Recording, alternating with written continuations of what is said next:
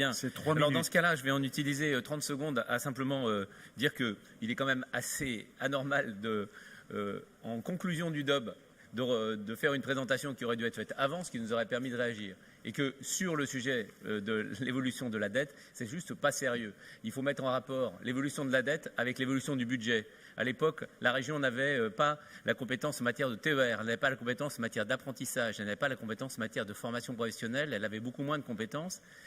Et notre budget n'était que de 1,2 milliard. Le budget a été multiplié par quasiment 3. Alors, et ce qui compte à la fin, c'est notre capacité de désendettement. Je le rappellerai toujours, quand nous avons quitté les affaires, on était à 6 années. C'est une situation qui n'a nullement critique. Et donc, c'est votre choix de prendre d'autres orientations sur ce mandat. Nous aurions été amenés de toute façon à en prendre, pas forcément et certainement pas les mêmes, mais vous ne pouvez pas extrapoler simplement sur un montant de dette, ou alors on en fait un vrai débat et pas la manière dont ça a été asséné il y a quelques instants. Sur l'amendement, Monsieur le Président, porte sur un point qui est important. La loi de finances qui a été votée pour 2018 assèche les organismes d'HLM. Elle leur demande 1,5 milliard de diminution de leurs recettes par une diminution de leur loyer pour compenser une récupération d'1,5 milliard d'APL par l'État. Cela divise par 2 les capacités d'investissement de nos organismes HLM. Aujourd'hui, ils ne peuvent plus rénover les logements et notamment financer les opérations de rénovation urbaine, la rénovation thermique des logements, l'amélioration de la qualité de vie de nos concitoyens.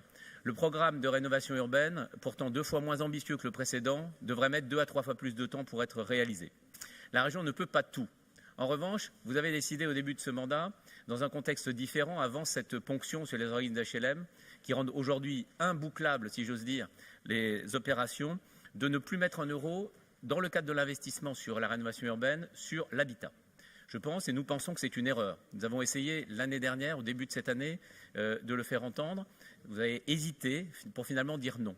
Je ne sais pas si aujourd'hui vous voterez oui sur cet amendement. Je crains que non, mais je vous alerte. La région pourrait faire œuvre utile. Elle pourrait venir débloquer des opérations en acceptant à budget constant d'investir sur l'habitat.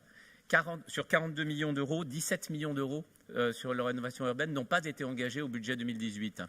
Nous vous incitons par cet amendement à accepter de consacrer la somme non engagée aux opérations d'habitat, de rénovation urbaine dans les quartiers en politique de la ville.